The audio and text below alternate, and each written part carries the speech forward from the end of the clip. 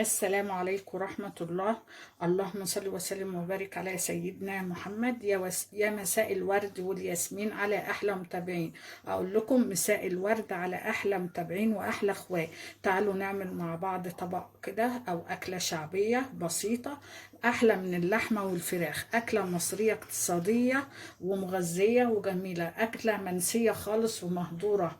مش عارفة ليه إحنا في الغلو ده إحنا ما بنعملهاش. بنفضل نعمل مكرونات ونشويات وما بنعملش الأكلة دي مع إنها مغذية ومفيدة جدا. يلا بينا بقى على طريقة التحضير. وقبل ما نروح للطريقة تنسنيش في لايك واشتراك في القناة. بحبكم في الله. السلام عليكم ورحمة الله. اللهم صل وسلم وبارك على سيدنا محمد.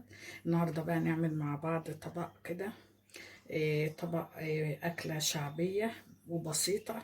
يعني أنا بقى حابة أقول لكم إن هي ممكن تكون يعني أحسن من اللحمة ومغذية جدا. أكلة مصرية اقتصادية. يلا تعالوا بقى نشوف الطريقة.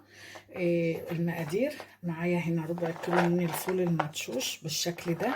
أنا غسلته ونقعته بتاع 10 دقايق كده، طبعا علشان بيبقى فيه غازات وكده، فالنقع دوت مفيد قوي له.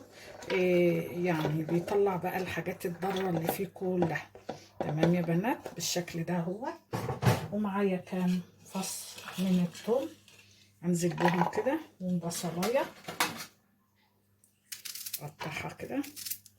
ومعايا هنا خضره بتاعت المحشي، كزبره وشبت وبقدونس. اقطعها بالطريقه اللي تعجبك. كده كده احنا هنضرب كل دوت في الخلاط بس لما يستوي. تمام.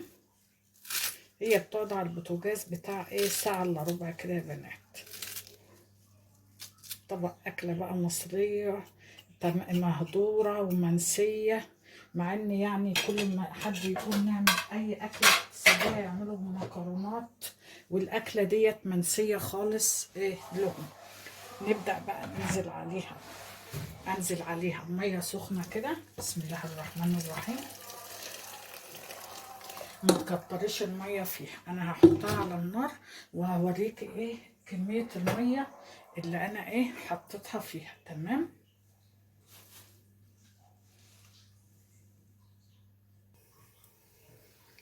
يا بنات كميه الميه اهي، مكترش الميه. عايزه اقول لك هي اخدت بالظبط كده معايا رتل ميه سخن.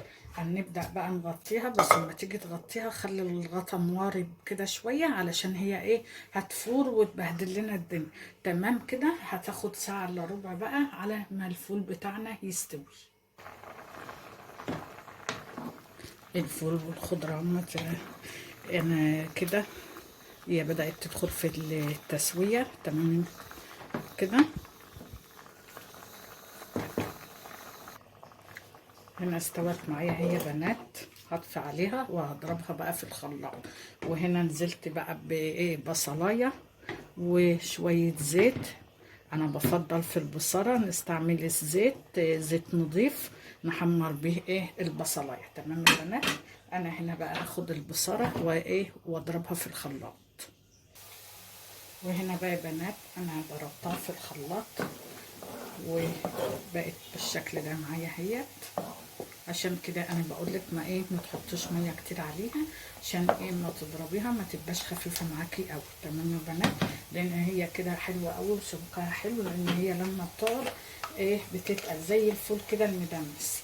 تمام. احنا كده ما كناش حاطين اي توابل عليها. نبدا بقى معلقه كزبره.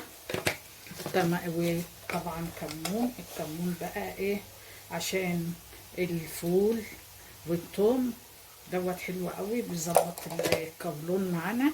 يعني هي اكله مغذيه، والتوابل واللي عليها بتظبط الدنيا معاكي عشان القولون. ومع معلقه نعناع، معلقه نعناع ناشفه بالشكل ده كده كمان بيظبطها معاكي قوي. يعني ما يتعبكيش. اكله مغذيه.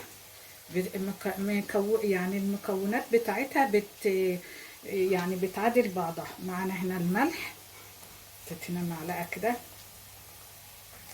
معلقه كده وربع من الملح بالشكل ده كده. تمام. سيبها بس تلف لفه كده ما تلف معايا تتقل شويه معايا كده وهطفي عليها. تمام يا بنات، طالعه حلوه وسلسه وما فيهاش اي ايه، ما بتبقاش فيها اي تكتلات وبتبقى ناعمه وحلوه معاكي. وهنا يا بنات البصله بتاعتي احمرت اهي، بسم الله ما شاء الله. ابدا بقى اصفيها الزيت بتاعها على البصاره. تمام بالشكل ده كده، واخد شويه ايه من البصل واحطهم في قلب البصله بالشكل ده كده.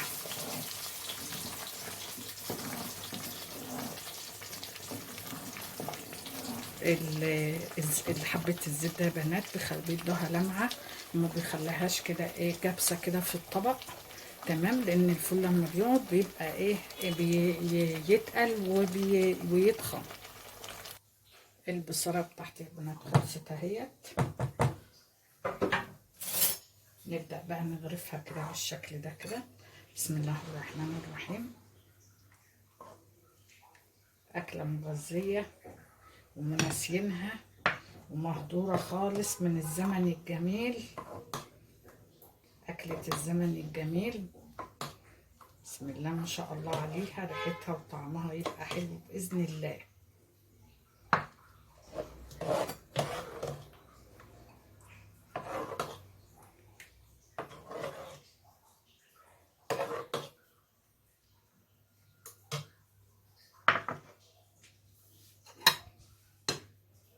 هنا بقى فضينا البصاره بتاعتنا في الاطباق وظبطنا الاطباق بتاعتنا. تمام يا بنات، ابدا بقى إيه نحط بقى البصل بتاعنا على الوش كده بالشكل ده كده.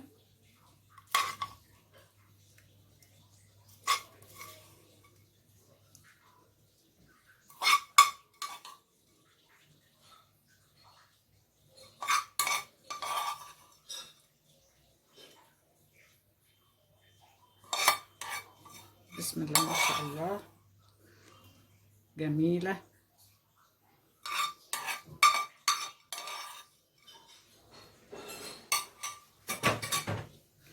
أتمنى الطبق بتاعنا ينال إعجابكم وبإذن الله ينال رضاكم. الطبق بتاع زمان الجميل، يعني حاجة كده اقتصادية وحلوة. يا رب إن شاء الله يعجبكم، وأشوفكم فيديو جديد من مطبخ بشاير الخير. ما تنسونيش في لايك وشير. أسيبكم في رعاية الله وأمنه.